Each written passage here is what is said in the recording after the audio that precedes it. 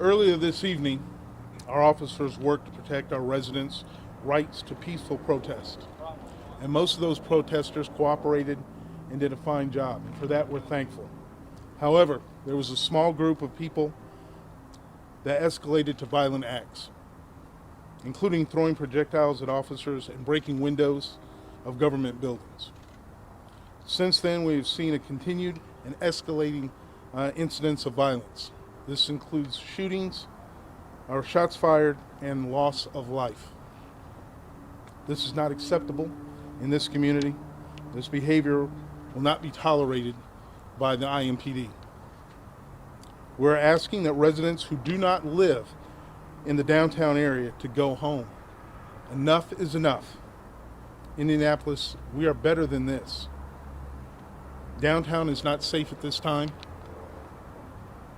Residents who do not live in the downtown area, we're asking to please vacate the area.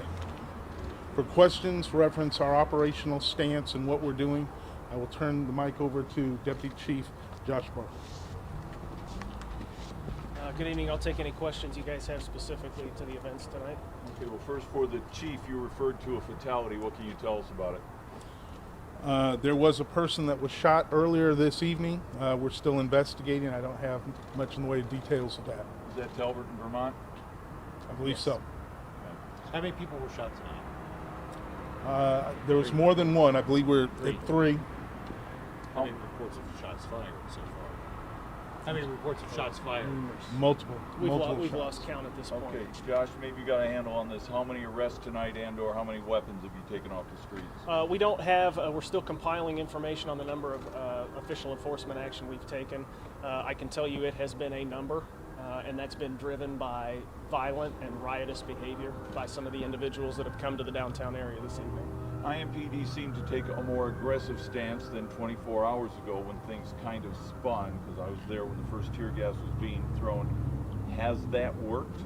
I think it's important before we get to that point to make a clear delineation that in the very beginning today, we saw what we consider one of the most successful protests that Indianapolis has experienced. You had between 300 to 600 people who came down to peacefully gather and in an open forum discuss the issues that were on their mind that have them aggravated. Those are issues that the nation is facing, and everybody is sharing in a lot of those issues right now. We took an opportunity, and we're very happy to do so, to meet with the protest organizers. And the reason that worked so well is because we policed with one another. We made everybody's intentions clear. The organizers provided us what their plan was, and I want everybody to be very clear that until things escalated at the city-county building this evening, law enforcement had a hands-off approach. We were nowhere near the peaceful protests that occurred. Several hundred people were allowed to gather and talk through those issues in a public forum. We even provided them traffic control to allow them to move freely about the downtown area. And that protest went off without an issue. Unfortunately, as the chief alluded to, there were several people down here that had no intention to protest. Their intention was to riot. And when they culminated in front of the city-county building on Market Street, they made those intentions very well known. Do you think that this is being driven by people from outside of Marion County or outside of the state of Indiana? We're working on those pieces of information to confirm that. At this point, it would be speculation at best. However, throughout the day, as we were observing the peaceful protest, it's important for everybody to understand, because we recognize the fact that we're outside of the normal operation with you not having access to what we're hearing on the radio all evening.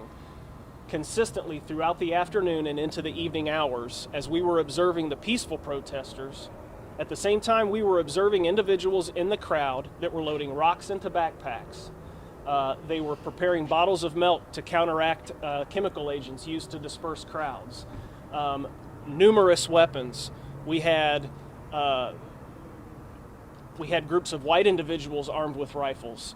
African American individuals armed with rifles. We had people in parking garages armed with rifles.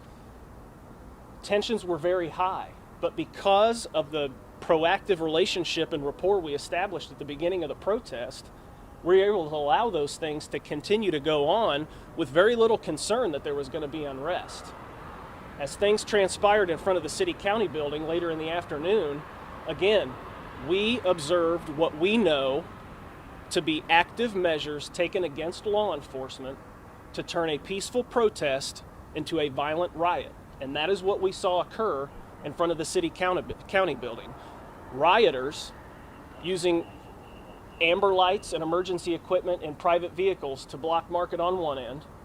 You had other rioters join arms and make a human chain at the other end.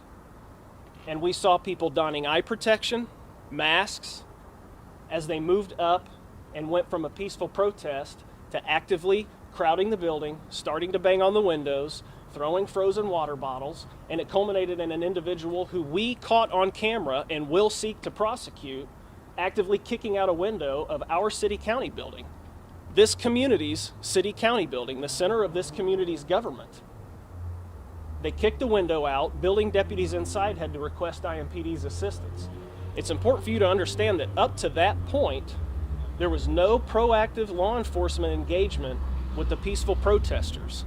It was at the point that we had to ask for help from our other public safety partners that IMPD made first contact with the rioters and that group of protesters in an active effort to get them away from our building so that they wouldn't gain entry.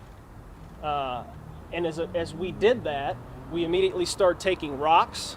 Rioters started throwing fireworks and incendiary materials at our officers. They started vandalizing vehicles. They forced us to use chemical agents to disperse violent rioters from an otherwise peaceful protest. And they continued to increase their level of violence and agitation, as we've all seen throughout the course of the evening. And we're not done yet. It's now culminated in 3 people shot, 1 person dead.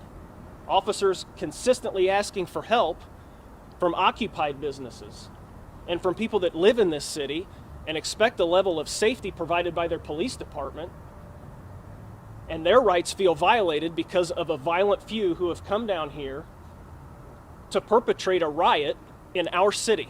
And we can't tolerate that, and IMPD absolutely condemns it. We will work with anybody that wants to come down and peacefully assemble, and we will proactively engage in those discussions to police that with you. But we will not tolerate those that want to come down here and perpetrate what you're seeing tonight. Tires burning in the street, dumpsters being rolled into the middle of the street and caught on fire, officers taking shots, bottles, rocks, damaging police vehicles. It's unacceptable, and it has to stop. Chief, what can you tell us about the mayor's involvement tonight, conversations with him? Is he here at the command center with you? The mayor's not here with me, but we've had numerous conversations throughout the night. Let me make one thing very clear. I certainly appreciate Deputy Chief Barker and the rest of my staff, Assistant Chief Bailey, and all of them that are here behind me. They've done a fantastic job. But no one's done more fantastic job than the men and women of IMPD that are working the streets, who have come down here and are still working the districts. And let's get something else straight. If you're still down here tonight, then more than likely you're into something you probably shouldn't be, and we want you to go home or be prepared for what comes. We cannot stand for this. Too much destruction is going on right now. This city deserves much better, so we'll be taking care of that. Thank you. Have there been any reports of officers being injured? We've had 1 officer with minor injuries. He was checked out at the scene. We don't believe it's anything serious. Have you identified any groups? Any groups by name? I don't have that information. Earlier today, Governor Holcomb said that he was going to make the Indiana State Police available to local agencies who needed it. Earlier, we saw a state police vehicle heading that way at a high rate of speed. Have you guys requested help, and what does that look like?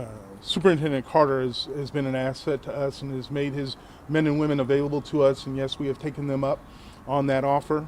They've helped us out. They helped us out a little bit last night. They've helped us out tonight, moving into this morning, so we appreciate their help as well. Has the violence been reported in any other parts of the town tonight? Not that I'm aware of, no. Thank you. Thanks.